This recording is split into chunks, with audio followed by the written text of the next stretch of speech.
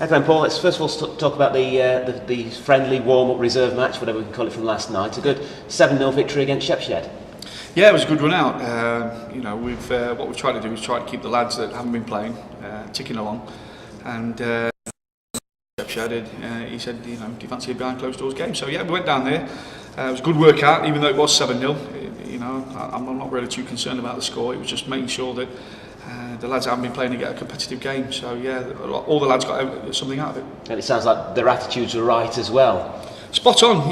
That's one thing that I was looking for. I went down personally myself, and you want to oversee it and make sure that, like I said, that the scoreline doesn't matter to me in those kind of games. It was a case of everyone getting something out of it. But the lads' attitude have absolutely been superb. Not just last night. I mean, the lads that haven't been playing, their work ethic and how they've applied themselves have been fantastic. One bit of bad news from it though, regarding Lee Stevenson. Yeah, he took a bang on his foot last night and read it x-rayed, and he's got a hairline fracture in that. Don't think it's going to keep him out for too long. Just need to wait to see Jason now and see what the scenario is with that. But this injury situation, it seems we get one back and we lose another one. But it's part and parcel of it. It could have happened in training, could have happened with him falling down the stairs. So we're not going to cry over it. We want him back as quick as possible because he's a massive part of what we're trying to achieve here. But yeah, we've just got to get on with it. You can compare him to David Beckham now, can't you? Because it's the same injury that he had. He will. He'll compare himself to David Beckham. I don't think one or two of us will. But no, he's going to be a big loss for 2 weeks. I know he's not been in the 11. But like you say, he's a proven goal scorer, and you want people like that in your squad. Another player who was in action, but not for Mansfield, was Tom Naylor. Played in the Derby reserve game, and by all accounts gave a good account of himself. Yeah, the report I had he was excellent. I think he played about 75 minutes. Derby County won something like 6-1, I think it was. So yeah, it's one of these scenarios now. We'll sit and wait, see what sort of feedback we get from Derby, and keep our fingers crossed. Is there any advice being given to Tom at the moment? I mean, we've got Derby and the Premier League side. Is there any sort of advice going from the club as to which route he should take? Should he decide to go either way? No, it's quite it's quite a grey area at this minute. Like I say, we don't want to push Tom out the door, and it's nothing to do with us doing that. It's a scenario where clubs have come in for him. I've had a few more phone calls, since he went to Derby, if I'm honest. He's gone there. If he does well and things are sorted, brilliant. If not, then he'd be a Mansfield Town player. But it's part and parcel of football. I don't think he needs any advice. I think he just needs to be himself. If I'm honest, be himself. Play his normal game. If something happens for him, excellent. If something doesn't, it's even better. We keep him here. I suppose though, if he comes knocking on your door and says, "Gaffer, I need some advice on this," you'd be more than willing to give it him. Yeah, of course. What you don't want to do, what I don't want to do, I don't want to be patronising towards Tom. He's a man. He has his own mind. If he wants some advice, I'll give him good advice. But like I say, I think he's a strong enough character to sort things out in his own head. So now we're looking forward to Newport County, one of your dark horses. Yes, there was. I tipped them, beginning of the season to be up there. They've got off to a bit of a bad start. But I know that they've sort of invested very heavily in the side this season. Got a young, good manager, that's come in, very highly rated, and that's why I thought they'd be up there. It's early days yet. We're only 7 games in. And I'm sure they're not pushing the panic button. But like I say, I just want to concentrate on ourselves. I want to make sure we go into this game level-headed. I think would be the main thing, and that we apply ourselves the way we've applied ourselves in the last 3 or 4 games. Has Riles got back to training now? No, he's not back. I mean, it might be joining a bit of light training today. He was one that we looked at that game last night. We thought. Realistically, if he wasn't going to be fit for last night, then he wasn't going to be fit for Saturday. You can't come back after the time he's had out. Who's that for, sorry? Riley. For Riley. Yeah. So not even for the bench, you think? I don't even think for the bench, Matt, to be honest. Part of my thinking of that, I'm not being too hard on the lad, but I've got a lot of people chomping at the bit that want to be being the starting 11 at the minute. Obviously Lee Stevenson's going to be missing on Saturday, so got a choice probably between Paul Boland and Alan Smith. But I'm looking for, especially at home, if we need to make changes, I want to look for something that's a really positive offensive change. So, but something I've got to think about. But we've got players now that are chomping at the bit to get back, and if a player's unlucky with injury or illness or suspension and stuff like that, I want this scenario to be that they know they've got to work really hard to get back into it. And some of them, bless them, you can just tell that some of the lads have been working extremely hard to put themselves in contention. And it's a really hard job now, because I looked at performances, of some great performances last night, and I know people might say it was only Shepshed and stuff like that. We could have been playing a Sunday morning side, and not be disrespectful to Sunday morning side, but it wouldn't matter the score for me. It was just how individuals applied themselves, and there was a lot of people that you could tell are really working hard to want to be part of what we're trying to achieve here. I think that would be the best way. So I feel a bit lucky in a way, Matt, that I've got a little bit of in-depth where I think not just quality footballers,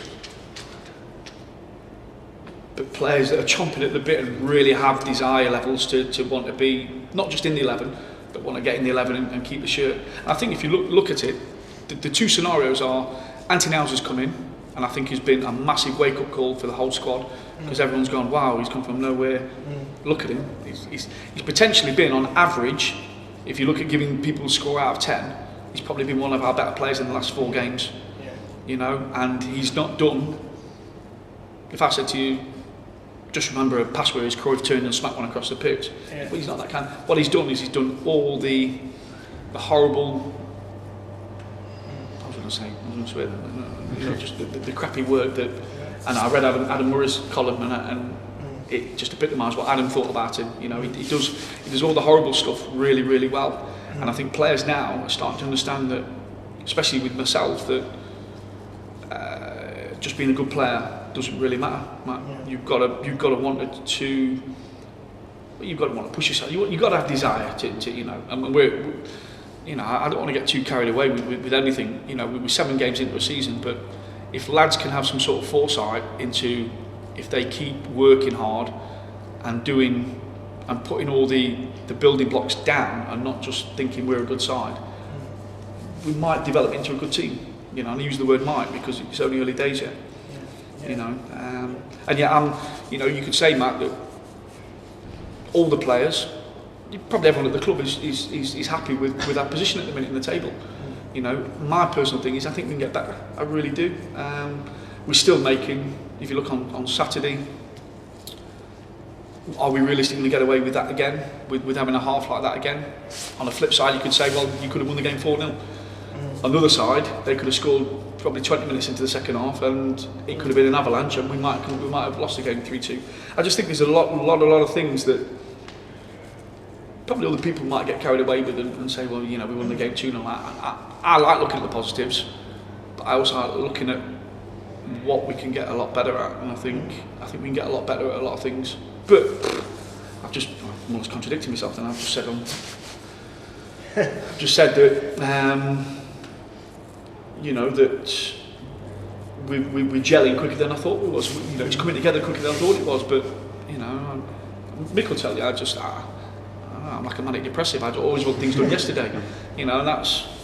I'll never change. I can't go home, and even after a 2-0 win, I can't go home and just say,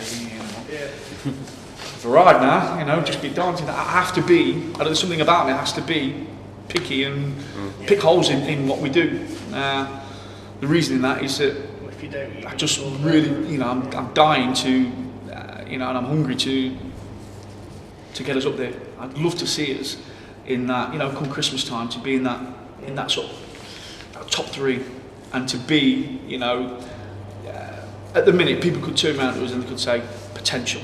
Yeah. And I hate that word, because it's a nothing word. Yeah. It's could be, but might not be. Yeah. What I want people to start and talk about is I I want people to go away from us and just go, how can I describe it? And know that we haven't got sort of many sort of weaknesses, if that makes sense. Yeah. You know, and at the minute we've still got weaknesses. Does that make sense? You know, and anybody that looked at us, and you know, I talk to a lot of people, and they just say, look, you're up there. You probably, you know, if this was like beginning of April, and we're fourth, people would say, yeah, well, they've done it because they've been there for 35, 40 games. At the minute, people, whether it's because it's the start of the season, whether it's because they think I'm new to this level, whether they think it's because some of our players are new to this level, everything's got this hallmark of being potential, hasn't it? Yeah. And if I'm honest, I mean, I say I hate it, but I don't really mind it because it means people aren't taking us seriously, if that makes sense. Yeah. You know, and what we're going to do, we're going to work hard to maintain the consistency. I think that would be the best phrase. Yeah. You know, if we keep being consistent in what we do, we'll win a hell of a lot more games than we'll lose. That's been proven. You know, we've not gone and I'm trying not to be disrespectful to any side in the league, but it's not as if, I'm trying to think who's bottom now, but it's not as if we've gone to, I don't know, Bath. It's not as if, you know, we beat Bath away from home 2-0 and then Alfreton, you know, the lower sides. You know, we've gone and beat Stockport away. And Darlington, as well as probably could have been. You got 3 potential championship winners. You know that and I thought we should have had 9 points out of that 3 games. You know, but at the minute, I think going back to the scenario is that how I like to do business, and I'm trying to get that across to the players. And it's hard really to keep them. You know, after the game on Saturday, you'd heard our dressing room was absolutely brilliant, but it's like let's go about it in a quite efficient manner. Because people remember you. You know, when you go places and you win, and you're a little bit uncouth with how you go about winning. I'll say you win right and you lose right. You know, you win right, you just say, you know, you have your little celebration, but you just think it's one game. You know, if that was the game that got us in the playoffs, or game that, dare I say, you know, just to win as a championship. You know, you can celebrate. 7 games in, and so I said, let's go about it quite efficiently. And that's how I want to do it, Matt. And that's roughly what I've been sort of trying to get across today. Is that you know, we don't want to be shouting from the rooftops. You know, I try to set in my programme notes that let's not expectation kill everything. You know what I mean in terms of. Because sometimes it can. Sometimes I think the lads are playing quite freely at the minute and they're working hard, and I want the lads just to go about the football and enjoy it. You know what I mean? And work hard, enjoy it, win. All me and Mick keep doing is ticking off a game. You know, some of the lads were asking the other day about, you know, sort of Christmas. Newport. Why Newport? That's the next game. When we play Newport, we'll look at Barrow, and I think. What we don't want to do, we don't want to get too far ahead of ourselves. We don't want to get too big for our boots in any way. You know, can't stop supporters being happy. You know, would you like supporters being happy or unhappy? Obviously, I want them to be happy. But we want it to, you know, I think they've played a massive part, Matt. I think that's what I want to say as well. You know, and that's not, once again, trying to appease them or trying to keep them on side, because, as you know, I'm one of these people, if we do well, you get patted on the back. If you don't, you get spat at and called some horrible names. But they played their part, especially in the away games. They've been absolutely immense. You know, I'd like to think that it's not just the football that. It's not just the football that's the building blocks if you get me. You know, I said right in the early stages of the pre-season, it's the club coming together. It's the club feels, and I think the lads feel that, especially the lads that have been here in previous seasons. The lads have said to have got a feedback that things are a little bit different from a support point of view. And I don't know, Matt, I wasn't here last season or anything like that, but and I'm sure there'll be seasons where supporters will let us know that we haven't done well, and that, you know, that'll be because we haven't done well. You're good at that. Yeah, of course. You know, that's part and parcel of the game. But what I would say, you know, credit where credit's due is that the supporters have been like a 12 man to us, especially when we've had the digging.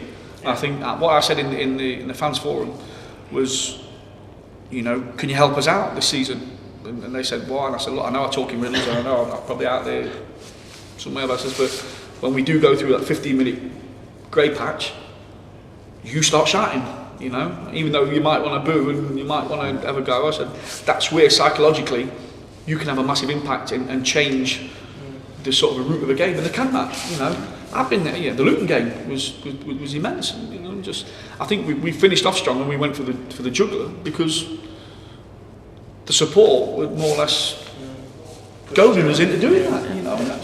You know, that's how I feel. You know, when you're on the touchline, you feel as though the lads have gone up a gear because of the support that we've had.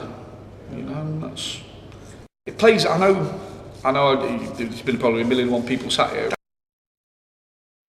That has been that could have a massive implement on our success at this football club. And I don't just mean this season, Matt. I mean whoever sat here, whether it's me, Arsene Wenger. You've heard the rumour. Yeah. I know. I'm going back to teaching.